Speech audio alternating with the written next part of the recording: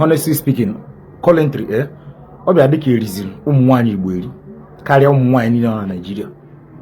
Asị obi adike eriri ụmụnwaanyị Igbo eri karịa ụmụnwaanyị niile na Nigeria. Nkịta niile na-eri nsị mana nke erichere kpụrụ n'ọnụ kparịba. Why is it that na Nigeria at 1,000 Igbo women content creators 999 na kalka amụ si Igbo asụrụ relationship asụrụ emeri anyị eme osunu alabaladi osunu amebe sex for crying out loud amụ Igbo ebe niile onwezi content ọsọ nwere ike isu n'isi wepụta ụnụ mụtara social media space bụ some place ma ụmụazị ma okenye na-abata na ya. Anyị nwere lot of kirikiri ụmụazị ka na-eto eto na Igbo anya ụmụ nwaanyị anyị niile atọ nche na-atụ akwụna nzuzu juru isi ha chịrị na ayi ala ka nsọ ya na asụ Igbo anyị.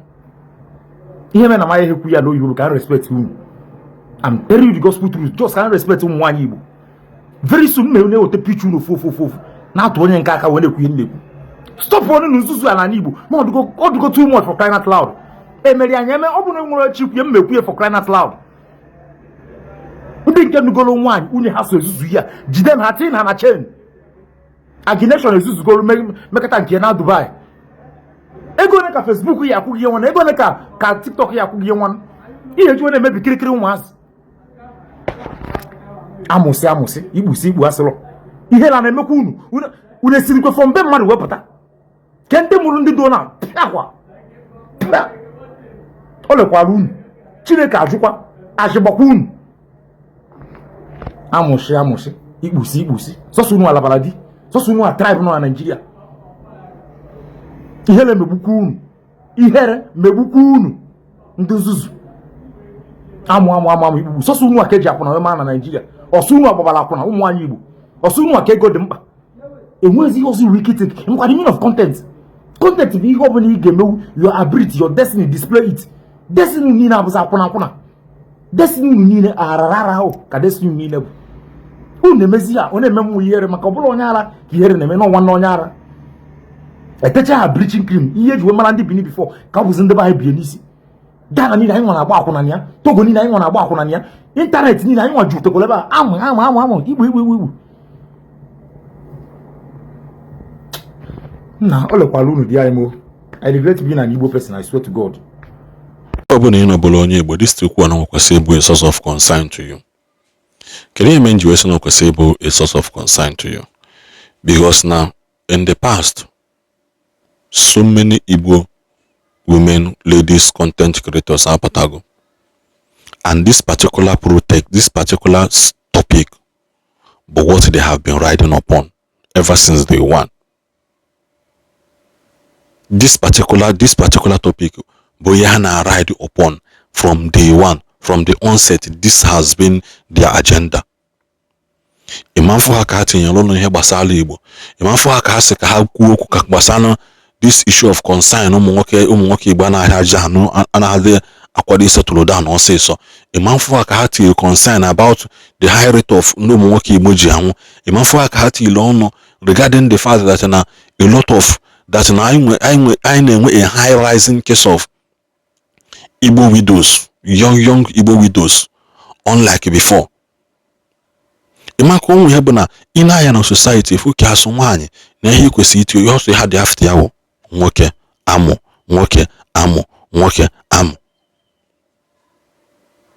Enwe particular one ma chọrọ m ikpe ya afa. Very popular, chọrọ m ikpe ya afa. Chọrọ m ikpe onye nke ahụ afa. Ever since so deviate bawana ihe nwoke amụ osio na anyụ aka ọkụ ọdụ nnọọ ka ikpupu ụda akara anụ dị lady n'isi dosasa ya n'akụkụ gwoluzia uwe ihere kpudi ya n'ahụ. She stopped being as fire as she is. She stopped being as beautiful as she is. She stopped being pulling wave the way she feel wave. These are the people who have been in Igbo. If you know, these people are doing something nice for Igbo, putting Igbo women in the map, making sure that na Igbo associate na aga viral.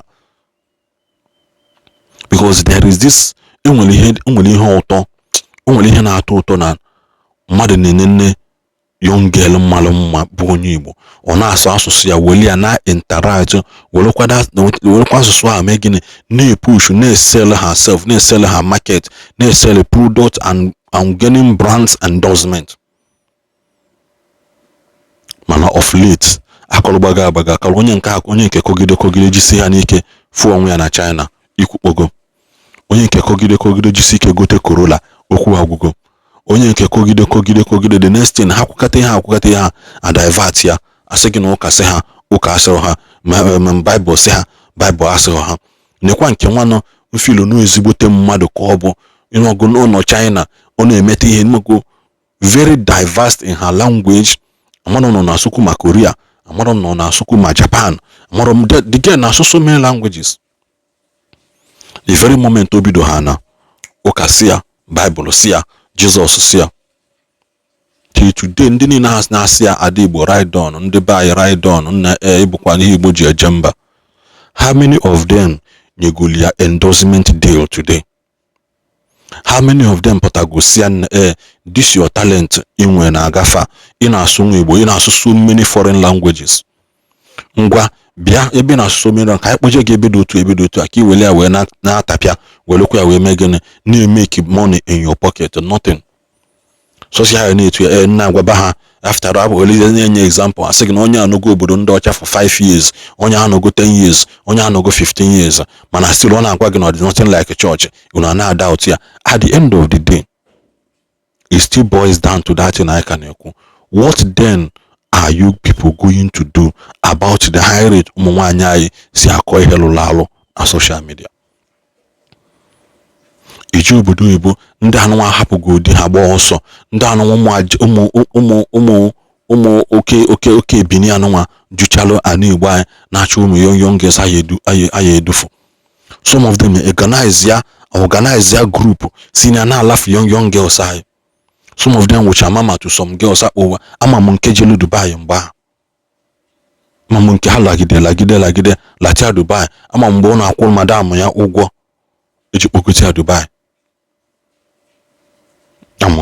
Amụ asịrọ, all of them ha mee gịnị, and onye ji ebido okwu a from beginning bụ ndị otu Angela wee bata wele amụ megide ọfụna the thing na-achọ cast otu ya ọgbanje n'ihe a na-ehe eli ya, na-eme ya nka obido na-elesi ọpụ onye jego bid unu ha na-ego 500 n'ahịa, ọ na-elesi ha ya 20,000 30,000.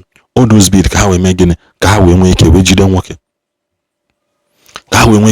nwoke, akwọ ndị ya wee kpa aka asị gị ya marriage is not everything, man is this, man is that. Ụmụ nwoke jikwa wee mee nke mmụọ, mana ọgwụ niile ha na-agwụkwa, ihe niile ha na-ekwu about nwoke, about amụ bụkwa the same nwoke ahụ.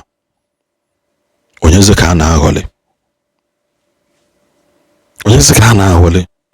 In our society today, imelana ụmụ nwaanyị kwesịrị dị na-etinye ọnụ na some certain things, not all things but some certain things. Some enwere ihe anya bụ women na-raise campaign against it. Ọrụzi nwaanyị na fight against child molestation na Anambra State. Ọrụzi nwaanyị na fight maka justice for the girl child, justice for women na Anambra State. Ọrụ nwaanyị o nwoke ya alụda aka of work, nwoke lụọ ya ka unu nwere propaganda gbuo ya. Nwaanyị kwesịrị na-eto ụmụ nwaanyị pụta no back ya sis lady up ụfọdụ oge kwa ịpụta madam she don back, you will never see women there supporting them. Amakwụkwọ ha n'okwu ọnwụ nwoke asọ ha agado onwe ha ebe a ka ya na-afọ ha mama ride on cheghalịa nọ ma tụgharịkwa anụ ekenekwa m ọnụ ka ọ dị.